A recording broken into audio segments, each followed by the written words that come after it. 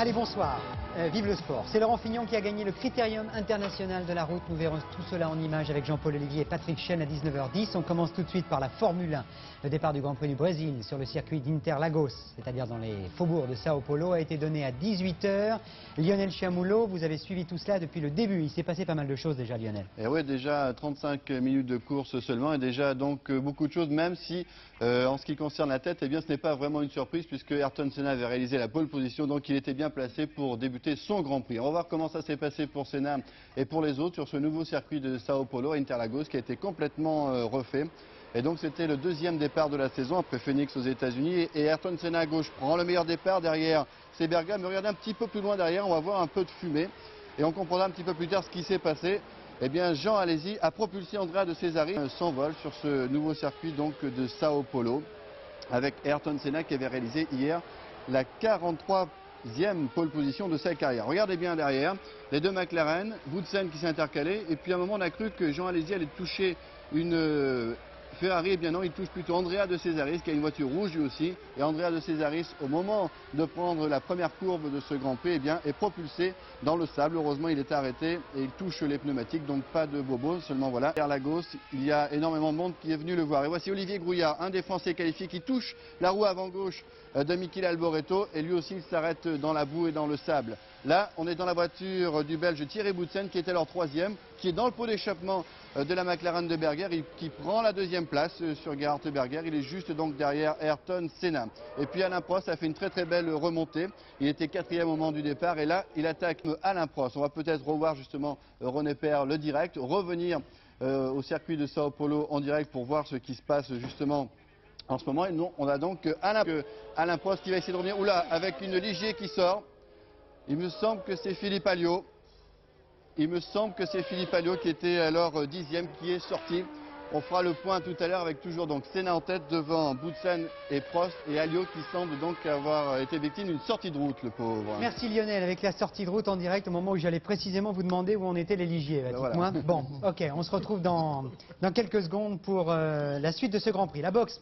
Sur Antenne 2, hier soir, chez nos copains corses, il y avait un championnat du monde des superlégers WBA entre Koji l'Argentin, qui a conservé son titre donc, et puis pratiquement les adieux de Monsieur Ramirez. Je crois qu'effectivement, Juan Martín Koji a poussé à la retraite José Luis Ramirez, qui, faut-il le préciser, a réalisé une superbe carrière avec 5 championnats du monde, et c'était son 112e combat.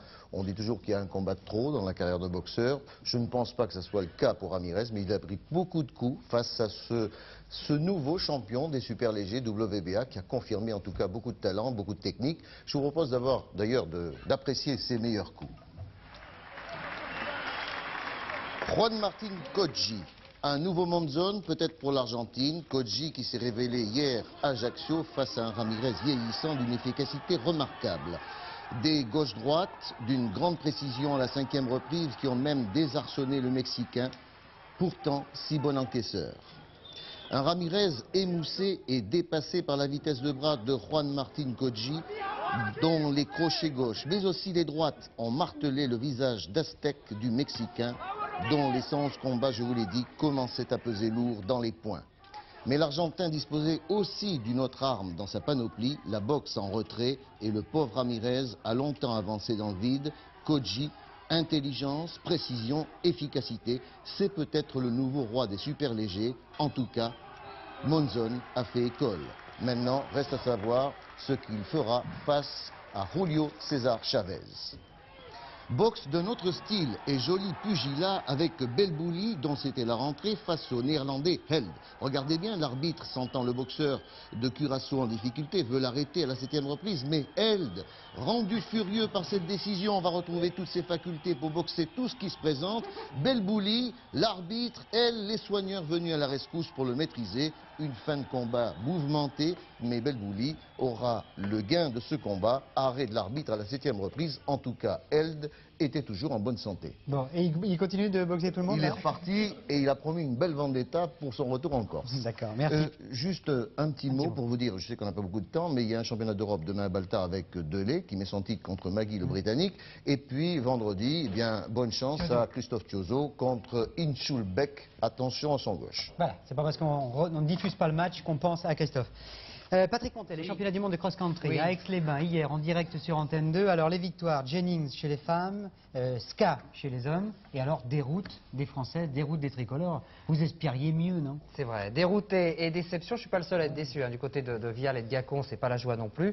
Ceci dit, ça fait depuis 86 que la France ne ramène rien, donc, mais je crois que la contre-performance est telle qu'il ne faut pas en tirer quand même des conclusions définitives, Pierre Fula, et je pense que l'année prochaine, le cross-country français relèvera la tête.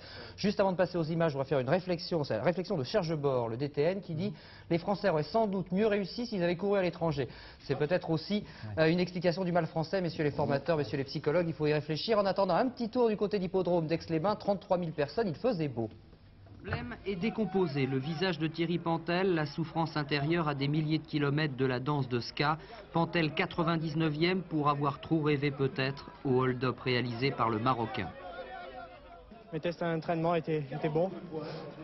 J'étais bien, je me sentais bien. Enfin, tout me semblait normal et puis dans la course, il y a eu quelque chose d'anormal qui s'est passé. C'est vrai que Thierry Pantel a pris le départ idéal au coude à coude ici avec Abebe l'Éthiopien et Moutwol le Kényan. Mais Pantel très vite en sur-régime, on ne défie pas impunément les hommes des hauts plateaux.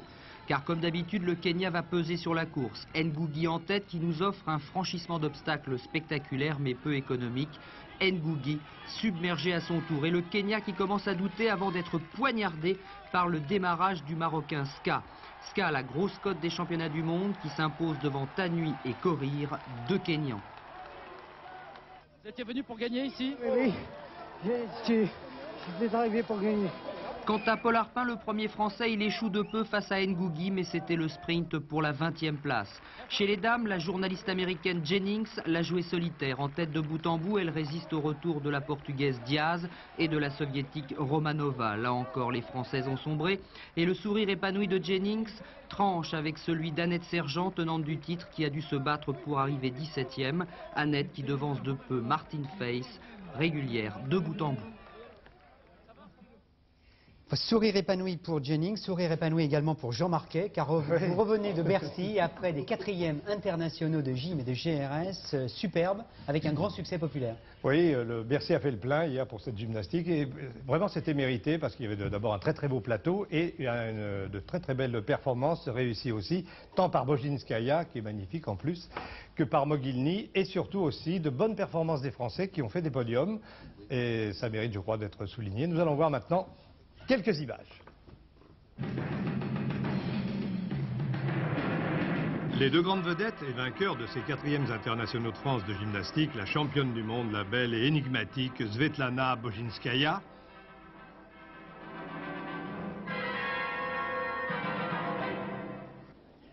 et son compatriote soviétique, l'artiste Valentin Mogilny.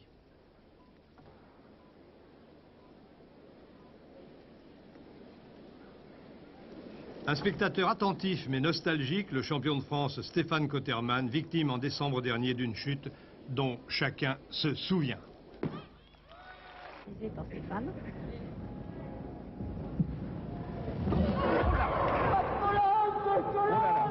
L'accident c'est toujours un mauvais souvenir, mais bon moi j'y pense plus, c'est du passé et j'espère que ce sera bientôt. Ça fait 2 semaines exactement que j'ai repris l'entraînement au niveau de la gymnastique. Maintenant, savoir quand est-ce que je vais arriver, tout dépendra de Laurent Barbieri qui me donnera le feu vert. À Bercy est apparue une future grande star, une petite américaine de 14 ans, Kim Smeskal, avec une fantastique diagonale ici. Élève de Bella Caroli, qui fut le professeur de Nadia Comaneci et de Marie Laureton, 2 championnes olympiques, Kim Smeskal s'est classée 2e du concours général et elle a gagné très brillamment le sol avec une note de 9,95.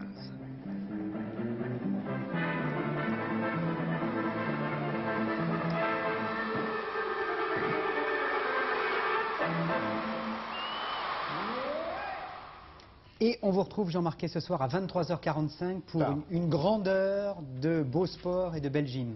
Oui, on retrouvera aussi Stéphane Cotterman qui aura commenté cette heure de gymnastique ce soir, des internationaux, les garçons et les filles, et aussi la GRS, avec aussi une très très belle championne soviétique, Skoldina. Et Cotterman, donc, que nous avons heureusement, après cette chute vraiment si impressionnante, que nous avons retrouvé quand même en bonne forme. C'était le principal. C'est sympa, il a repris l'entraînement depuis 15 jours. Donc rendez-vous 23h45 ce soir pour de la grande gymnastique avec Jean Marquet, donc et Stéphane Cotterman. Richard Dio, Vous vous concentrez. On parle maintenant de natation avec les championnats de France d'hiver. Quelques beaux records et Catherine Plevinski, superstar. Oui, c'est exact. Plevinski et 5 records de France. Christophe Marchand, 400 mètres libres. Cédric Pénicaud, 50 et 200 brasses. Frédéric Lefebvre, 200 et 400 mètres 4 nages. 38 titres en tout. 6 victoires pour Plevinski qui a fait le plein. 2 triplés pour Calfaillant et Lefebvre. Et un doublé pour Pénicaud. Et puis tout de même 2 grands absents, Pierre Fula et Stéphane Caron.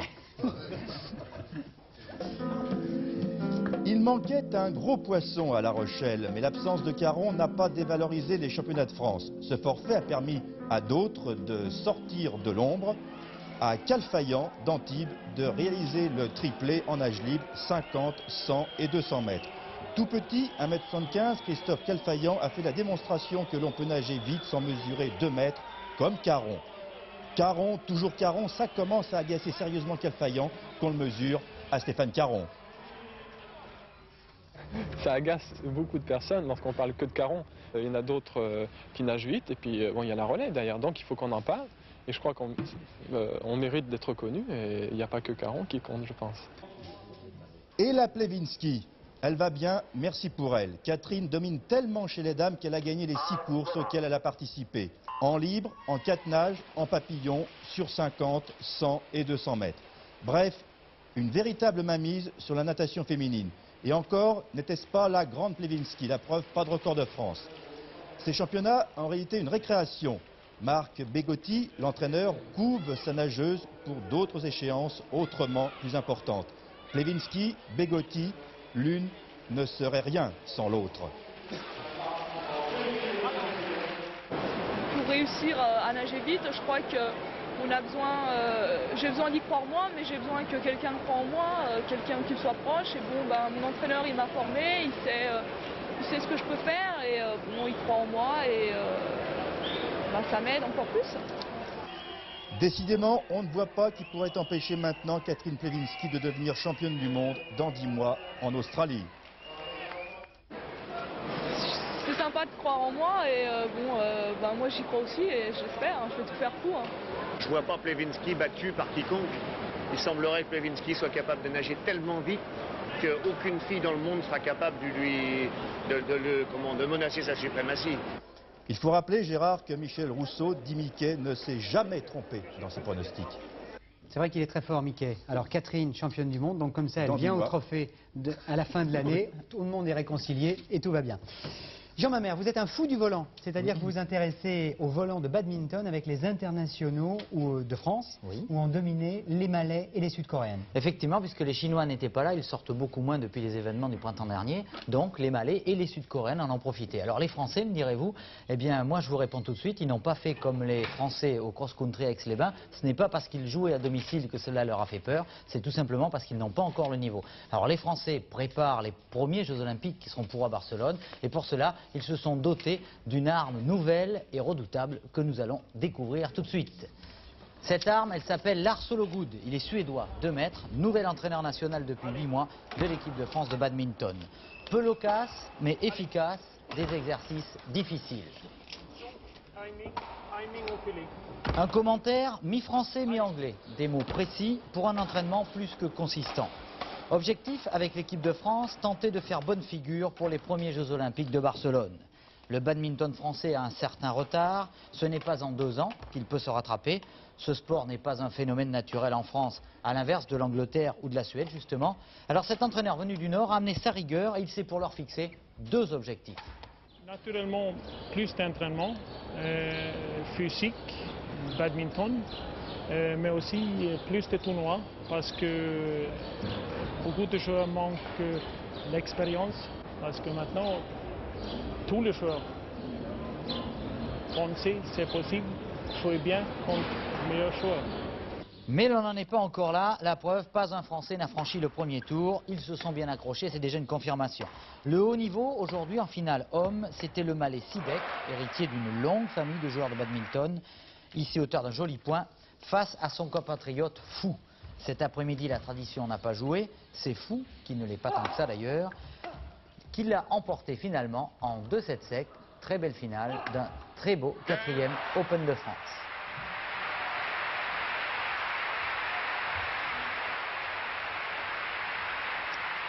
Et on est très très loin d'un sport de plage. C'est un vrai sport très spectaculaire et qui en plus passe très bien à la télévision.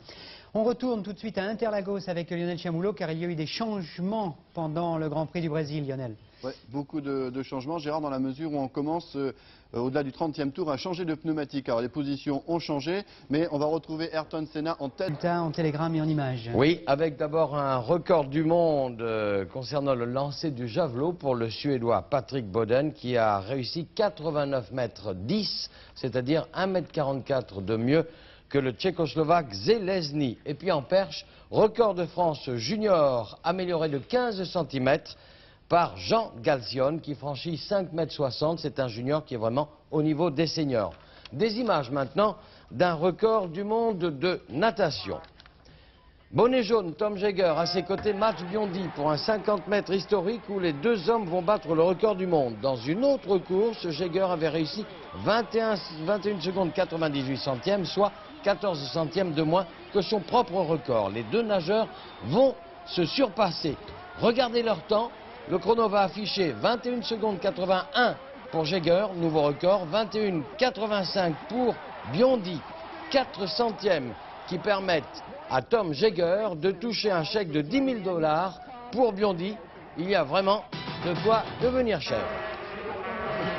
À Suzuka, Grand Prix du Japon, marqué par un vent violent et quelques secousses sismiques pendant la course des 125 cm3, remportée par le néerlandais Spahn. Dans les 250 courses ponctuées par les chutes de Didier de Radiguez. 8 semaines de repos. Et de Christian Sarron qui arrivera un peu après sa moto. Et là, victoire de l'Italien Cadalora. 500 cm3 avec l'accrochage entre l'Australien Michael Doohan et le tenant du titre Eddie Lawson. Plus de peur que de mal. Et la glissade de l'Américain Kevin Schwantz. Victoire de Wayne Rainey devant Wayne Gardner. Troisième, Kevin Schwantz, bien remis de sa chute. Il n'y a pas de quoi devenir chef. Monica Seles remporte à 16 ans son deuxième tournoi en balayant l'Autrichienne Judith Wissner 6-1, 6-2 à Key Biscayne. Pas de problème pour la Yougoslave qui, en 6 matchs, n'a pas perdu un set et a seulement concédé 25 jeux. Pour rejoindre les meilleurs, j'ai encore des progrès à faire, a confié Monica de sa voix chevrotante. À Ottawa, championnat du monde de hockey sur glace féminin, les Canadiennes s'imposent 6-5 aux Finlandaises. Elles joueront la finale contre les Américaines victorieuses des Suédoises 10-3. Il n'y a pas de quoi en faire un fromage. Dernière épreuve de Coupe du Monde au grand tremplin à Planica. Victoire du Finlandais Ari-Pekka Nicola avec un premier saut à 123 mètres et un deuxième ici à 115 mètres. Nicolas remporte la Coupe du Monde devant l'Autrichien Vettori qui en reste bouche bée. Dur pour Fréjus en blanc qui en 15 jours perd d'un rien la finale de la Coupe d'Europe et plus nettement la finale du championnat de France. Bravo à Cannes qui a déboulonné 3-7-0 un leader qui paraissait intouchable. Cannes, champion de France devant Fréjus, Lyon et le Racing. Panneau de basket donc, Limoges, Mulhouse et Villeurbanne gagnent à l'extérieur. Pau Orthez doit absolument gagner samedi prochain contre Reims pour rejoindre Limoges, Antibes et Cholet dans les playoffs. En bas du tableau, Caen est relégué, sera accompagné par Lorient ou Avignon. Le Mans et Dijon en playoff, Évreux bien placé, Cognac-Levallois sera décisif pour la 4e place. Les deux équipes sont à égalité. Chez les dames, Mirande et le Racing joueront la finale, mais le Racing est passé d'un seul petit point devant Aix-en-Provence. En rugby à 13, bonne affaire pour Saint-Estève, vainqueur de Toulouse, alors que Carcassonne s'incline chez lui devant le 13 catalan. Ces deux clubs sont à 8 points du leader Saint-Estève. Beau succès de Pamiers à Saint-Gaudens. Et puis Gérard, pour en finir, j'ai un peu de handball à vous donner. Créteil est qualifié pour les demi-finales de la Coupe des Champions après sa victoire 22-16 devant Francfort. Gagny, lui, est éliminé par les Yougoslaves de Zrenjanin dans la Coupe de la Fédération. Juste un mot, waterpolo, Marseille et Nice vainqueurs sont en play-off, mais Tourcoing, le Racing et Givors sont à la lutte pour les 2 autres places. Enfin, championnat de France de ski de vitesse chez les dames, victoire de Sandrine Isnard, 163 km 960. Chez les messieurs, Jean-Jacques Bertrand, 167 470 à l'heure. Merci Daniel. Pour être complet, championnat de France de ski à Val d'Isère, le slalom gagné hier par Patrice Bianchi devant Didier Bouvet. Aujourd'hui, le géant, victoire d'Adrien Duvillard devant Jérôme Novian. Et puis sur le carnet noir du sport, je pense qu'on peut rappeler cette semaine la mort de Lev Yashin, l'un des plus grands gardiens de l'histoire du football, le gardien soviétique. Et puis aujourd'hui, on a appris le décès de Philippe Vitrac, qui a été 10 fois champion de France de sabre. Il est mort à l'âge de 38 ans des suites d'un cancer. Voilà. Et puis une pensée également pour un grand journaliste qui a été enterré cette semaine. Il s'agit de Jacques Paoli, le papa de Stéphane Paoli, qui était un très grand journaliste de radio. Voilà, maintenant on passe au rugby avec les résultats du championnat. Oui. Jean-Louis Calmejane, 12e journée du championnat, y a-t-il des surprises? Oh oui, il y a une surprise, il n'y a plus d'invaincus à vrai dire dans ce championnat de France, puisque ce sont les Occitans qui ont mis un terme à la série de victoires de Dax et nous allons tout de suite voir les panneaux, comme ça on va, vous voyez, effectivement, en poule 1, les Occitans donc infligent leur première défaite à Dax. Par contre, La Rochelle gagne et Salviac doit être content et il continue sur sa lancée en gagnant donc à Châlons. En poule 2, en l'emportant à Bayonne-Bourgoin, vient jouer les troubles faits dans cette poule. Et du coup, pour la dernière place qualificative, grosse bagarre entre Bayonne, Bourgoin et Biarritz, battu à Montferrand. Poule 3, Nîmes rate le coche à Nice, Toulon et Agen en tête de cette poule. Poule 4, belle victoire de Brive. Thierry Blanco m'a signalé un essai de 80 mètres de Faugeron. Et malgré cette défaite, Toulouse caracole en tête de la poule. Poule 5, Tulle l'emporte à l'extérieur et se rapproche d'Ussel. Rodez toujours en tête dans cette poule 5. Poule 6, 2 victoires à l'extérieur. Les 2 premiers, Montpellier et Istres, l'emportent face aux 2 suivants, Aurillac et Cahors. Poule 7, pas de surprise dans cette poule. Mont-de-Marsan toujours en tête, suivi de Périgueux et d'Oloron. Poule 8, match nul de Bagnères à Arras. Pau mène d'un point devant Bagnères. Poule 9, tout le monde l'emporte à domicile. En battant Châteaurenard, Bourg-en-Bresse se hisse à la 3e place. Alors message personnel à Loulou et Sissi, tenez bon. Et Bourg va passer en tête. C'est les joueurs de Bourg? Ce sont des supporters. Ah bon, d'accord.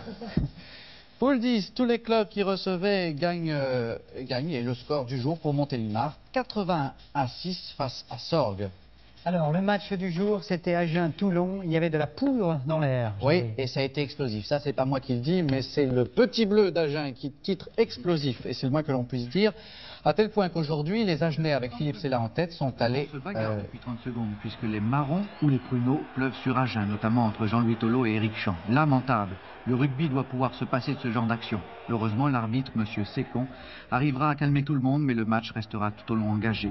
Sur cette chandelle de Covy, l'Agenais Lacombe, jouant pour la première fois arrière nocturne, se fait piéger par les lumières et le vent. Heureusement pour lui, Philippe Sella se trouve en soutien et peut dégager son camp de belle façon. Quelques minutes plus tard, Covy, toujours lui, continue de tester les capacités de jeu en nocturne de Lacombe et rebelote, comme dirait le président agenais Guy Basquet, Lacombe va devoir changer de maillot et se rattraper. Il va le faire de belle manière sur cette mêlée, introduction et sortie Berbizier pour Montlore, Sella, Campan, fait le trou, passe les bras pour son ailier Glaise qui retrouve en soutien qui Lacombe, tout de blanc vêtu, pour l'essai. 7-0 pour Agen. 5 minutes plus tard, mêlée à 3 mètres de la ligne de but de Toulon. Montlore, par une longue passe qui saute ses 2 centres, trouve Lacombe intercalé. Lacombe décide de tenter sa chance et réussit à marquer son 2e essai, transformé par Montlore. 13-0 pour Agen, score à la mi-temps. Après 20 minutes de jeu en 2e mi-temps, tout le stade d'Armandie va retenir son souffle. En effet, suite à cet empilage, Éric Melville ne se relève pas. Pendant plus de 5 minutes, tout le monde se tait. Melville quitte le terrain sur une civière. Les premiers examens ne décèlent aucune fracture ou lésion au cervical. Lundi, il doit passer un scanner à Toulon. Déstabilisés par ce coup du sort, les Toulonnais tentent malgré tout de réagir. Poggi puis Bianchi lancent des contre-attaques de leurs propres 22 mètres, bien relayés par les avants. Mais quand le jeu s'élargit, le cœur n'y est plus. Les Toulonnais deviennent maladroits. Score final, 19-6 pour Agen. C'est un sacré choc, hein, Jean-Louis. Alors, Melville? Melville, ben, on pense qu'il va mieux, il va passer un scanner demain. Et Graton, par contre, 25 points de suture ici et là sur la figure. Alors, les Agenais sont allés au vert, ils sont allés se décontracter au golf de Grattecambe. D'accord. Bon, mais il faudrait mieux se calmer sur le terrain et faire du beau rugby. Le tournoi des 5 nations, donc, résultat final, c'est l'Écosse qui gagne, ça on le savait depuis la semaine dernière. C'est le Pays de Galles qui a la cuillère de bois puisqu'ils ont été battus par les Irlandais. Oui, les pauvres Gallois, battus effectivement par les Irlandais. Et c'est la première fois de leur histoire, depuis le début de la création du tournoi, que les Gallois n'ont pas marqué un seul point dans le tournoi des 5 nations. C'est bien triste après leur gloire. Merci Jean-Louis. On met le turbo parce qu'à Interlagos, il se passe milliards de choses et en particulier Prost qui maintenant, Lionel Chamoulot, est en tête du Grand Prix. Ouais, à 30 tours de la fin de ce Grand Prix du Brésil, eh bien, la Ferrari d'Alain Prost est en tête. C'est la première fois que Prost mène avec une Ferrari. On va voir ce qui s'est passé puisque Alain était deuxième avec... Malheureusement, on n'a pas vu la fin de ce qui s'est passé. En tout cas, il est rentré au stand pour changer ses moustaches. On peut peut-être prendre les images du direct, puisqu'on retrouve Ayrton Senna à ce moment-là, qui essaie de donner Senna les moyens de revenir sur Alain Prost. Il reste, je vous le disais, un peu moins d'une vingtaine de tours maintenant. Et il a 30 secondes de retard, Ayrton Senna. Merci Lionel, mais on comprend un peu votre excitation parce qu'il se passe milliards de choses. Donc football maintenant, dur Dominique, pour les deux Européens, c'est-à-dire pour Monaco et Marseille. Ils ont été battus tous les deux et Bordeaux se remettent à rêver. Et oui, apparemment la qualification pour les demi-finales des Coupes d'Europe n'a pas du tout réussi à Marseille et Monaco. Monaco battu sur son terrain par Auxerre 4-2. Tiens, c'est marrant parce que Auxerre lui s'est bien repris, mais Auxerre a été éliminé en quart de finale de la Coupe d'Europe. Marseille a perdu 2-1 à Brest. Marseille qui pourrait payer très cher sa qualification pour les demi-finales, simplement parce qu'elle a perdu dans l'affaire son gardien de but Gaëtan Huard, et peut-être le championnat après cette défaite à Brest, une ville qui ne lui a jamais réussi. Alors, tout de suite, honneur au leader Bordeaux qui recevait le PSG, et merci à nos confrères de TF1. Ce soir, on se régale, et ça commence avec Ferreri pour Bordeaux, débordement, centre en retrait, parfait pour Pardo, 1-0 pour Bordeaux. De l'art de prendre à contre-pied les adversaires. Bat s'est un peu bousculé par Denmore, mais quelle intelligence de Jean-Marc Ferreri et quel métier pour Bernard Pardo. Bien joué, le foot comme ça c'est chouette. Touvenel maintenant joue les ailiers. 6 points 2 fois pour imiter Ferreri. Alof, celui, montre qu'il n'a rien perdu de ses talents de buteur. 2-0 pour Bordeaux. Enfin, Stéphane Paille, rentré depuis 2 minutes à peine, marque un but de la tête comme il nous en gratifiait jadis. Courage Stéphane, tu es dans la bonne direction et Bordeaux aussi, ça sent 10. Ça avait bien commencé pour Marseille, un coup franc de Waddle. Barabé détourne sur le poteau, Germain suit et marque 1-0 pour l'OM. L'OM n'a jamais gagné à Brest et il est dit que la tradition ou le mauvais œil va se renouveler. Comment expliquer sinon ce but de Cabanas, sur lequel Castaneda est bien malheureux? Surpris par la tentative de Loeb, il attendait peut-être le ballon à terre. Castaneda qui en revanche ne peut rien sur le coup franc victorieux de Cabanas pleine lucarne. C'était un jour sans pour Jean. Résultat, Auxerre battu en quart de finale de la Coupe d'Europe prend une belle revanche en gagnant à Monaco, 3 buts de Kovacs. C'est la seule victoire à l'extérieur de la journée, 26 buts marqués dans cette journée. À noter les nets succès de Lille sur Toulouse et Cannes sur Mulhouse au classement. Bordeaux possède donc 3 points d'avance sur Marseille, mais un match de moins à jouer. Monaco reste 3e mais à 9 points, Sochaux 4e à 10 devant Lyon à 1 point. Lyon qui peut encore croire à l'Europe. En bas de tableau, Mulhouse ferme la marche au sol. Nice est devant 1 point, Montpellier le Racing à 2, Toulon à 3. Rien n'est joué à 8 journées de la fin. Division 2, résultats. Groupe A, vendredi, Nîmes avait battu Orléans 4-1, 2 buts de Jamel Ménade. Strasbourg avait battu Istres 4-0, 2 buts de Djorkaeff, mais c'est insuffisant. Nancy est loin devant après sa victoire face au Red Star 1-0, 9 points d'avance pour l'intouchable leader. Groupe B, vendredi, Le Havre avait battu Niort 1-0, mais Rennes, en gagnant à Valenciennes 1-0, conserve 3 points d'avance sur Le Havre à 6 journées de la fin. Laval, vainqueur d'Abbeville 1-0 et 4e. Enfin, le loto. 6 victoires à domicile, 6 nuls, une victoire à l'extérieur, il devrait être beaucoup à trouver. C'est fini.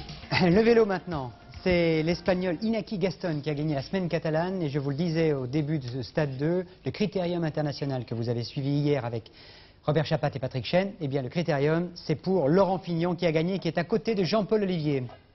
Et bien voilà, c'est fait. 8 ans après son premier succès, c'était en 82, Laurent Fignon remporte pour la deuxième fois le Critérium international de la route. Peut-on dire, Laurent Fignon, que cette victoire était plus facile que la première?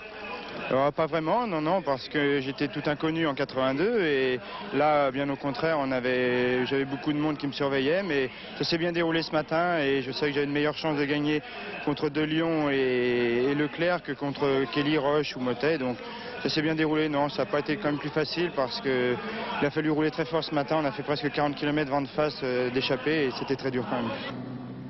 Mais voici d'abord où se joue la première étape de ce Critérium international Pertuis-Apt. Lino a accéléré dans les derniers kilomètres, Vasvol, le Norvégien, a suivi, tout comme l'Américain Ron Kiffel. Nous sommes dans le dernier kilomètre, c'est encore le suspense. La victoire ne peut échapper à l'un de ces hommes. Et voilà, Ron Kiffel attaque, Lino a déjà beaucoup donné, il ne réagit pas cette fois, Vasvol non plus. C'est la victoire assurée pour l'Américain, révélée en France il y a quelques années par une victoire au sommet du Mont Faron, au Tour méditerranéen. Kiffel, premier leader, les choses ne vont pas en rester là, on s'en doute. Car ce matin, course de côte entre l'Île-sur-Sorgue et Cavaillon, 95 km 500. Aucun répit pour les concurrents, avec en plat de résistance la montée à 2 reprises de la côte de Vidocq. Vichot n'a pas oublié d'avancer sa montre d'1 heure. Il est le premier attaquant, mais ce ne sont que de vagues prémices. On attend le verdict de la montée de Vidocq. Francis Moreau, révélation de Paris-Nice et de la semaine catalane, aborde en tête la difficulté. Niki Rutiman, le Suisse, saisit l'opportunité, mais les deux hommes n'iront pas très loin. Le peloton n'est qu'à quelques secondes.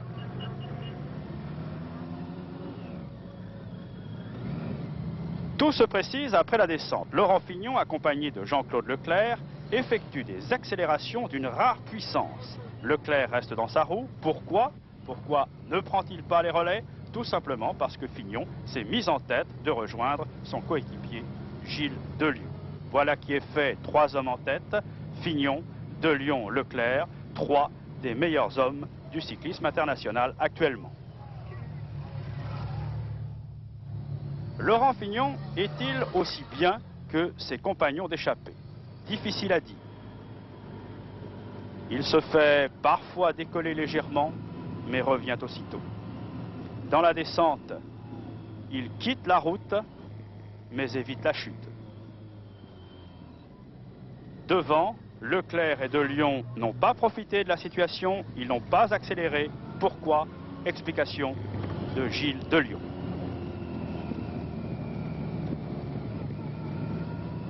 Avec Laurent Fignon derrière, je ne sais pas si on aurait pu aller au bout tout seul. Désormais, les 3 hommes de tête, qui ont pratiquement 1 minute d'avance, ne seront plus rejoints, même si derrière, 4 hommes vont sortir du peloton. Ces hommes sont Gorospé, Roche, Kelly et Gols. Et sur la piste du vélodrome de Cavaillon, De Lion l'emporte devant Leclerc et Fignon. Fignon qui part favori pour l'épreuve de l'après-midi. De Lion et puis Leclerc ne sont pas des vrais rouleurs, le vent va m'avantager. Je suis en bonne position, mais il ne faut pas crier trop tôt victoire.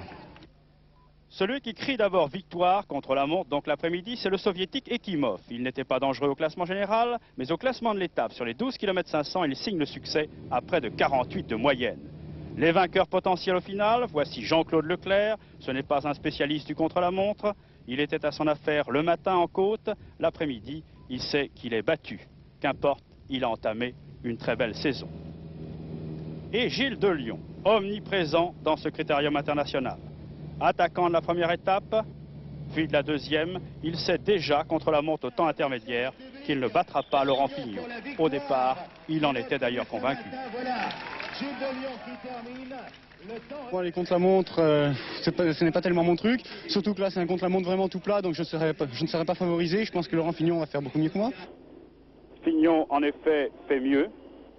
Il parachève sa victoire par une très bonne place dans les 5 premiers de l'étape. De Lion est battu de 29 secondes par Laurent Fignon. Mais nous associerons les 3 hommes, Fignon, De Lion, Leclerc, dans un même hommage.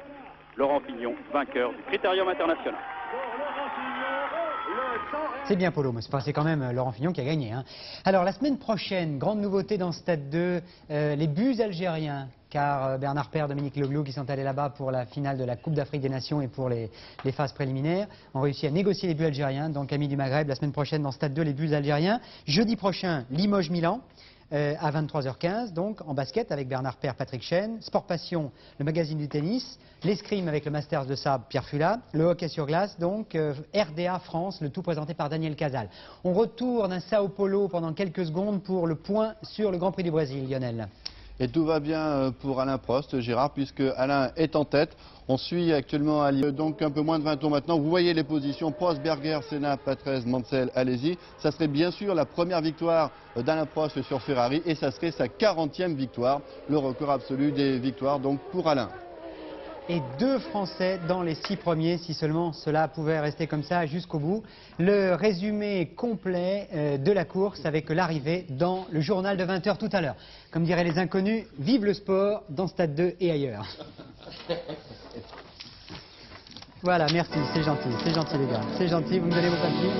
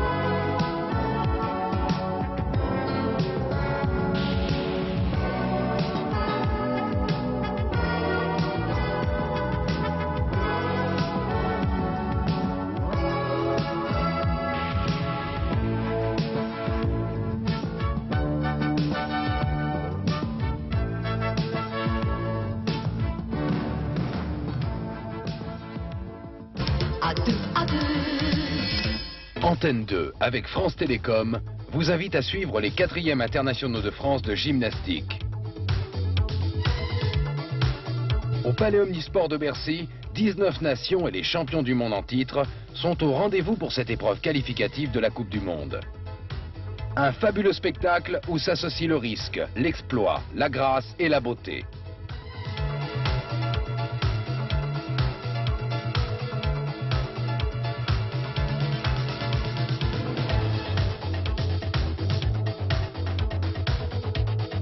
Quatrième internationaux de France de gymnastique, dimanche 23h45.